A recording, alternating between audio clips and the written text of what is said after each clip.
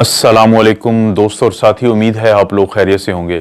इस वीडियो में मैं जिक्र करूंगा कि बहुत सारे दोस्त एक सवाल पूछते हैं कि वैक्सीन लगने के बाद कितने अरसे के बाद इस चीज़ के चांसेस हैं कि वो काफ़ी इम्यून हो जाएंगे वायरस से, यानी उनको हिफाजत मिल जाएगी वैक्सीन की वजह से। क्योंकि दोस्तों जो वैक्सीन हम लगाते हैं ये डेल्टॉइड मसल में जो पट्टा होता है जो आपके शोल्डर पे, तो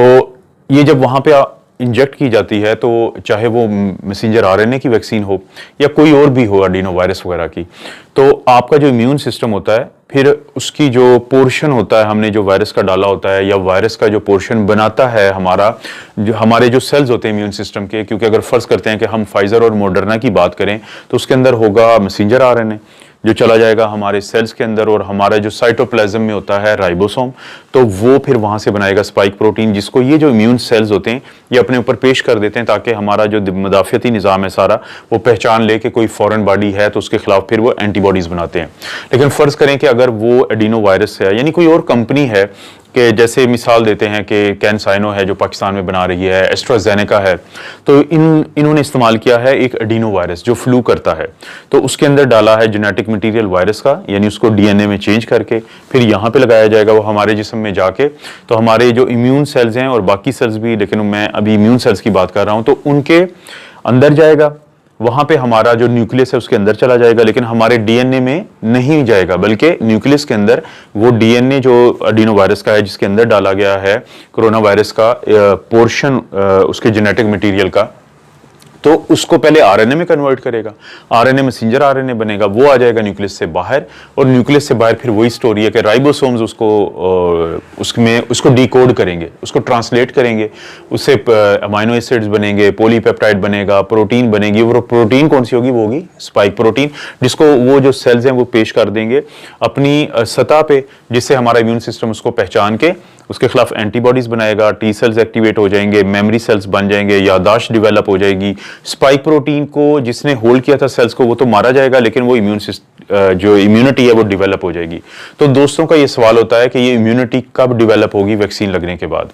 तो दोस्तों वो तमाम वैक्सीन जिनमें 2 डोजेस लगती हैं, जैसे चलें हम बात करते हैं फाइजर की, क्योंकि हमारे बहुत सारे पाकिस्तानी दोस्त दुनिया के मुख्तलिफ ममालिक में अब उनको ये पहली डोज लगी है, तो अक्सर इसके मैं फ़ोटो देखता हूँ, वो बड़े विक्ट्री का निशान बनाते हैं, बड़े खुश होते हैं, और उनको होना भी चाहिए क्योंकि इंशाल्लाह ये बहुत बड़ी विक्ट्री होगी इंसानों की इस वायरस के ऊपर।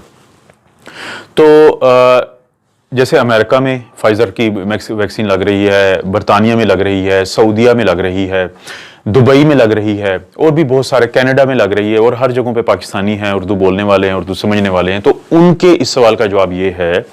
कि जब आपको पहली डोज लगती है तो आपके जिस्म में तकरीबन 50% के करीब जो है वो इम्यूनिटी डेवलप होती है, आपका जो इम्यून सिस्टम है वो उसको पहचानता है और किसी हद तक एंटीबॉडीज बनाता है। जो फाइजर की है वो 21 दिन के बाद आपको दोबारा दूसरी डोज लगती है। जब आपको सेकंड डोज लगेगी तो हो सकता है आपको थोड़ा सा एलर्जी की फीलिंग ज्यादा हो, या एलर्जी की फीलिंग भी नहीं हम कहेंगे, कि हो सकता है आपको यहाँ पे दर्द हो, आपको अगले 24 से 48 घंटे जिस्म में भी दर्द हो, बुखार हो, फ्लू जैसी कैफियत हो, थकावट हो, लेकिन ये बिल्कुल आर्जी होगी, आपको रेस्ट करना होगा, आपको पैरासीटामोल लेना होगा, तो उसी से ये चली जाएगी। लेकिन सेकंड डोज के लगने के 7 दिन के बाद फिर आपके जिस्म में जो मुदाफ़ियती आपका निज़ाम है, जो आपका इम्यून सिस्टम है, वो एंटीबॉडीज भी बना चुका होगा, वो उसके टी सेल्स भी बना चुका होगा, वो मेमोरी भी बना चुका होगा बी और टी सेल्स की, और वो याद रखेगा कि अब अगर हमें कोरोना वायरस से सामना होता है, हमें से मुराद है इम्यून सिस्टम को पता होगा, तो वो उसके खिलाफ एक्शन में आ जाएगा। यानी हम ये देख लेते हैं कि अगर किसी बहन या भाई को 1 जनवरी को उसको पहली डोज लगती है, तो 21 को उसको दूसरी डोज लगेगी, 21 जनवरी को, और 7 दिन के बाद यानी 27 या 28 जनवरी के बाद उसके जिस्म का मुदाफ़ियती निज़ाम इस काबिल होगा कि अगली दफ़ा जब वायरस उस पर हमलावर भी होता है इन रियल लाइफ, तो वो उसको मार भगाए। तो आप लोगों के दोस्तों, आप लोगों के इस सवाल का जवाब ये है कि वैक्सीन लगने के पहली डोज के 1 महीने बाद और दूसरी डोज लगने के 7 दिन के बाद आप इंशाल्लाह इस वायरस से महफूज होंगे। लेकिन उससे पहले चाहे आपको पहली डोज लग चुकी हो और दूसरी डोज के भी अभी 7 दिन ना गुजरे हो, तो आपने हर वो प्रिकॉशंस को जारी रखना है कि जिससे हम 1 साल से जो हम कर रहे हैं और अभी तक अल्हम्दुलिल्लाह हम वायरस के अटैक से बचे हुए हैं। और मैं तो आप लोगों को यहाँ तक मशवरा दूंगा कि जब तक आप लोगों की हुकूमतें या WHO बाकायदा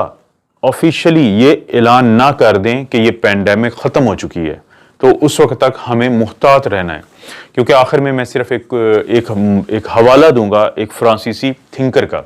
कि जब फ्रेंच रेवोल्यूशन आई जिसमें बहुत ब्लड शेड हुआ, बहुत सारे लोगों की जानें गई, तो उसके बाद जब वहाँ पे अमन हो गया, सुकून हो गया, तो एक जो अखबार के रिपोर्टर्स थे उन्होंने एक मुफक्कर था, एक थिंकर था, एक राइटर था, उससे पूछा what did you do during the revolution, कि आपने रेवोल्यूशन के दौरान क्या किया। तो उसने जवाब दिया आई सर्वाइव्ड, कि मैं चाहे जितना पढ़ा लिखा था, जितना बड़ा मैं थिंकर था, राइटर था, लेकिन मेरी सबसे बड़ी कामयाबी ये है कि उस ब्लड शेड के दौरान जिसमें बहुत ज़्यादा लोगों की जानें गई, तो मैं बच गया। यही मेरी सबसे बड़ी कामयाबी थी। तो इस पेंडेमिक के दौरान भी दोस्तों इंशाल्लाह हम लोगों ने कोशिश करनी है कि we will have to survive, कि हमने बचना है इस वायरस से। आप अपना और अपनी फैमिली का ख्याल रखें। अल्लाह ताला आपको और आपकी फैमिली को हर किस्म की बुराई, बीमारी और आजमाइश से महफूज रखे।